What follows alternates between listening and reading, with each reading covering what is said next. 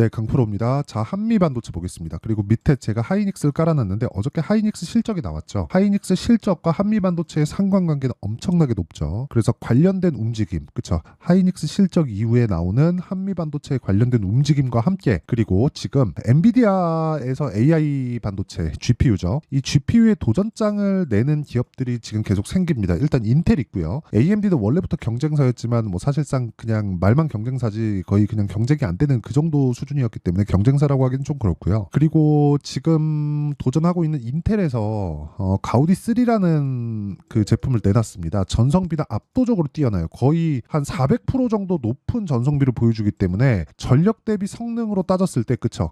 이 비용이 많이 들어간단 말이에요. 이 비용을 기준해서 전력 대비 성능비를 따졌을 때 거의 한 200%에서 300% 정도의 성능 향상을 이뤄낼 수 있다는 내용이 나왔습니다. 이것과 함께 혹시라도 엔비디아가 타격을 입었을 때 한미반도체에 어떤 영향이 있을지 그런 내용까지 한번 체크해 보겠습니다. 그리고 가장 중요한 건 그것과 함께 주가가 어떻게 움직일 수 있는 것까지도 이야기를 드릴게요. 자, 첫 번째 하이닉스의 실적이 나왔습니다. 그런데 어저께 5% 빠졌죠. 자, 실적 다들 보셨을 겁니다. 2조 8천억. 그쵸? 2조 8천억의 실적이 나왔습니다. 여기에는 HBM에 대한 영향이 상당히 크겠죠. 그리고 낸드가 돌아선 뭐 그런 부분들, 그리고 기존의 수요가 돌아섰다는 그런 부분들이 함께 발생을 하면서 전반적인 반도체 가격이 반등을 해서 나온 결과입니다. 그런데 이 전반적인 반도체 가격이 반등을 하게 된 첫 번째 원인은 AI가 맞아요. 그런데 두 번째 원인이 있어요. 그게 삼성전자입니다. 삼성전자에서 낸드를 포함한 반도체 가격을 끌어올렸어요. 감산을 하면서. 그렇죠. 그리고 이건 삼성전자밖에 못합니다. 그런 영향을 받았다고 보시면 돼요. 자, 근데 실적이 이렇게 잘 나왔는데도 불구하고 어저께 주가 하이닉스 같은 대기업이 5%나 떨어졌습니다. 이건 왜 그럴까요? 선반영 받았다고 시장은 인정을 한 거예요. 그렇죠? 제가 계속해서 말씀드립니다. 주가는 가격이 먼저 올라가는 선반영 구조를 이루고 있고 우리는 선반영 구조를 이해해야지만 단기간도 그렇고 장기간도 그렇고 수익을 꾸준하게 발생시킬 수 있다. 그런데 장기간은요 3개월이고요. 단기간은요 단타가 아니라 2주입니다. 2주. 이 안에 수익을 전환시킬 수 있는 상황을 만들어서 3개월까지 끌고 가는 게 주식시장의 가장 베스트다. 왜 그러냐면 주식 투자할 때요 시세가 유지되는 기간은 그쵸 조정을 받고 추가적으로 올라갈 수 있죠. 그런데 3개월이 전부예요. 작년에 에코프로가 그렇게 말이 많았음에도 불구하고 그쵸 막 15배씩 이렇게 올라갔는데도 불구하고 어떻게 됐습니까? 2달 반 올라가고 뭐 한 2달 쉬고 뭐 이런 식으로 한 2번 정도 시세를 딱 내고 끝났잖아요. 그러니까 시세가 발생하는 구간은 다 이렇게 만들어지고 끝이 난다. 하지만 성장에 대한 그 기준을 계속 깔고 있고 아직 실적 전환이 되어 있지 않다면 주가는 더 올라갈 수 있다. 그게 지금의 반도체입니다. 이제 실적 전환의 첫 번째 단계에 들어간 거예요. 반도체 가격이 전환하면서. 그리고 지금 아까 전에 제가 엔비디아 관련된 이야기를 드렸잖아요. 엔비디아의 도전장을 내는 기업들이 생긴다는 건 메모리 반도체에 대한 수요가 늘어난다는 겁니다. 엔비디아에서 당연히 찍어내야죠. 거기에 뭐가 들어가요? HBM. 그렇죠. 지금 엔비디아 GPU에는 가격을 비싸게 받을 수 있기 때문에 HBM3E가 들어갑니다. 그런데 지금 전성비가 거의 뭐 400% 가깝게 높다는 인텔에서 발표한 가우디 3가 있어요. 가우디 3. 자, 실제 이 내용인데 이걸 보시면 자 보세요. 모건 스탠리, 엔비디아는 잊어라. 인텔 가우디 3 수혜 종목 3개. 자, 이 수혜 종목 3개는 그냥 한국에서도 그렇고 뭐 미국에서도 그렇고 그냥 관련돼 있는 종목들을 이야기를 한 거고 이게 가우디 3를 엔비디아에 비교해서 한다? 비교가 됩니다. 실제로. 그렇죠. 한 가지가 떨어지는 게 있어요. 그게 면적당 성능비예요. 면적당 성능비가 엔비디아가 압도적으로 높아요. 근데 전성비 있죠. 전성비는 가우디 3가 압도적으로 높습니다. 원래 엔비디아에서 잘하는 거는 원칩 설계를 잘하는 거예요. 근데 엔비디아에서도 이번에 B200을 발표하면서 칩렛 구조라고 하는데 칩을 묶었어요. 2개를 만들어서 묶었습니다. 그렇죠. 그러면 이건 다른 기업에서 할 수 있거든요. 실제 AMD에서 이번에 발표한 MI300이라는 건 스몰 칩 2개를 묶어서 만들어 놓은 거예요. 이걸 가지고 엔비디아 성능을 넘어서는 걸 이미 시연을 했습니다. 그런데 전력을 엔비디아보다 더 먹어요. 그런데 여기서 뭐가 있냐? 가우디 3는 지금 GPU 많이 판매되고 있는 게 H100입니다. H100인데 여기서 B200으로 올해 말부터 바뀌어요. 그러면 H100부터 B200 사이에 어딘가 여기에 존재하는 게 성능 기준이에요. 가우디 3예요. 근데 이 가우디 3가 그쵸? 가우디 3가 B200 앞으로 나올 B200보다 전성비가 훨씬 더 뛰어납니다. 근데 여기에 뭐가 들어가는지 아십니까? HBM2E가 들어가요. 왜? 가격이 싸거든요. 가격이 반값 이하입니다. 자, 그러면 도전할 만 하겠죠. 그러면 여기서 발생하는 게 뭐냐? 메모리 반도체는 대규모 장치 산업이기 때문에 도전할 수가 없다는 거예요. 자, 보세요. 엔비디아 칩을 어디서 찍어요? TSMC에서 찍어요. 가우디 3 이거 어디서 찍어요? TSMC에서 찍어요. 그쵸? TSMC에 메모리를 넣는 게 어디예요? 삼성전자 하이닉스입니다. 마이크론까지 포함해서. 근데 여기서 지금 HBM 시장을 석권하고 있는 게 어디예요? 하이닉스예요. 하이닉스에 장비 납품하는 게 어디예요? 한미반도체입니다. 이런 구조예요. 그러니까 지금 도전자가 나오면 나올수록 메모리 반도체의 수요는 늘어날 수밖에 없는 구조를 갖추고 있다. 그렇기 때문에 지금 구간에서 기간 조정이 조금 있더라도 우리가 타점을 보고 그쵸? 계속해서 추적 관찰을 해야 된다. 그게 핵심이에요. 그쵸? 이 내용에 대한 이해가 되어 있지 않으면 주식시장은 정말 어려워질 겁니다. 그래서 이런 내용, 즉 가격이 먼저 반영하는 주식시장의 특성, 즉 선반영한다는 거고 선반영 구조에 맞게 주가가 먼저 움직였을 때 그쵸?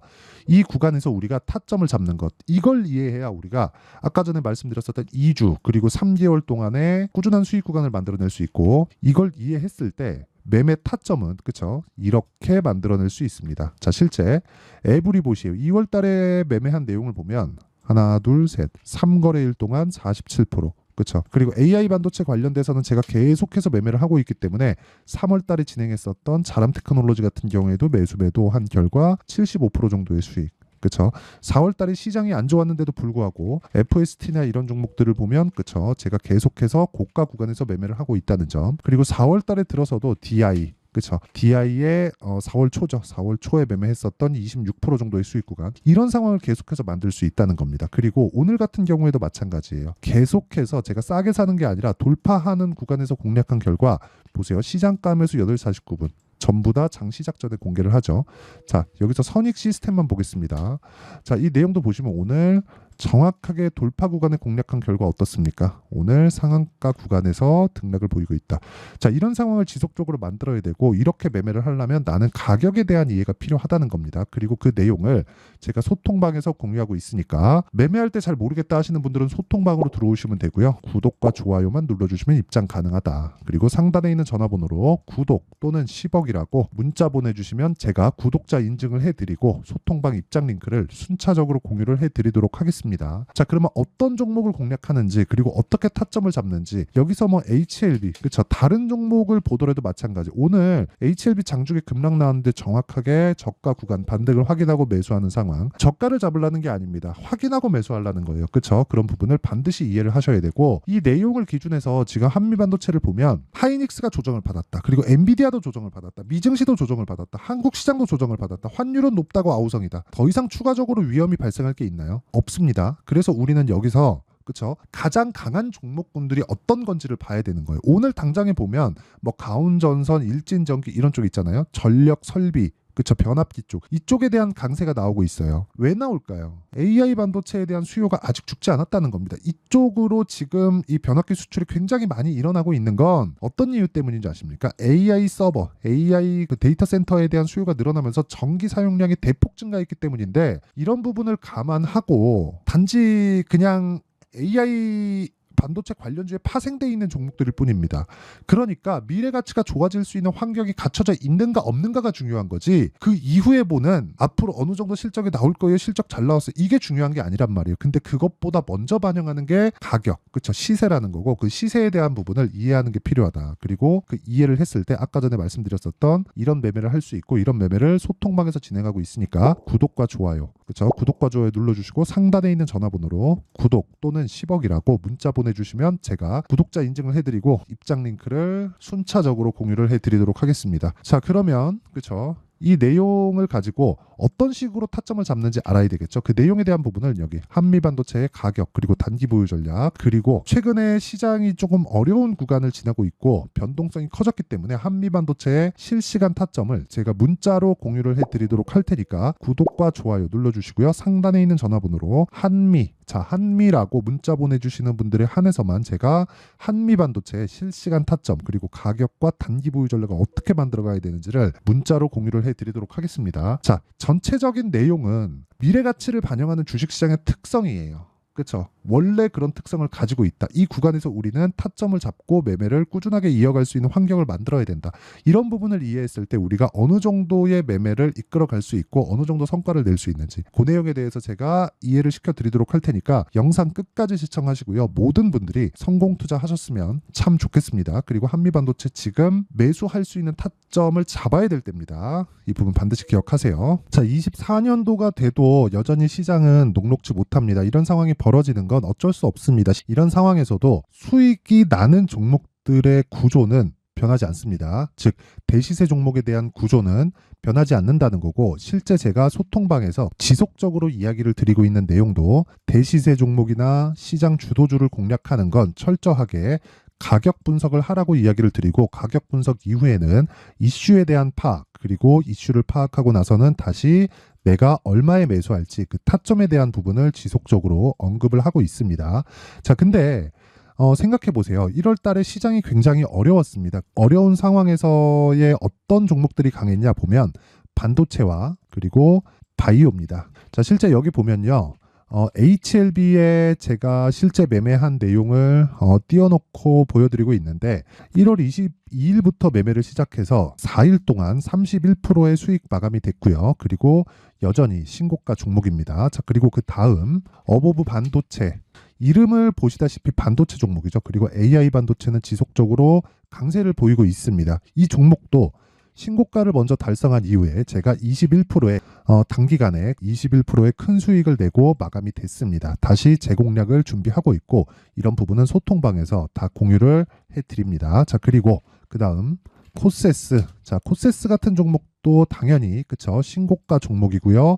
그리고 반도체 종목입니다. 이 종목도 영업일 기준에서 이틀 동안 대략 한 15%의 수익 마감이 됐습니다.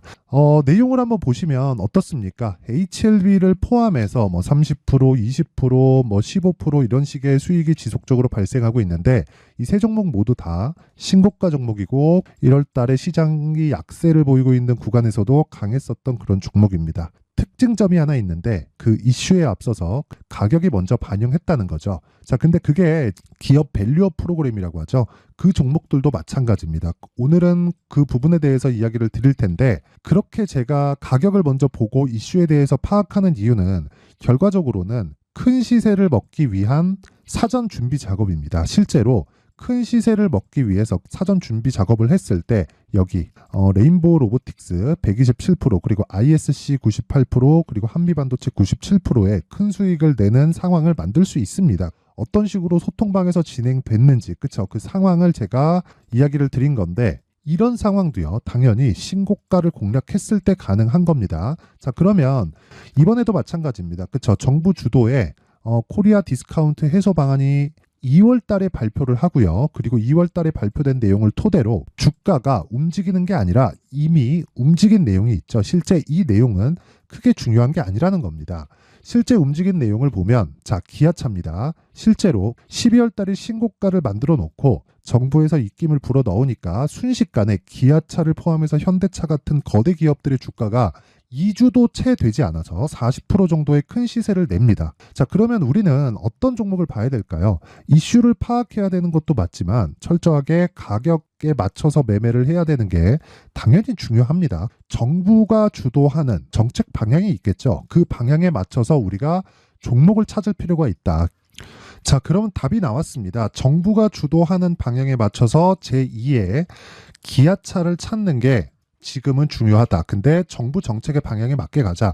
그랬을 때 앞서서 제가 보여드렸었던 내용인 여기 레인보우 로보틱스 127%, 그리고 ISC 98%, 그리고 한미반도체 97%와 같은 수익을 낼 수 있습니다. 물론 시간에 대한 부분은 최소 2주의 시간이 필요하고요. 그리고 최장 3개월 안에 끝내야 됩니다.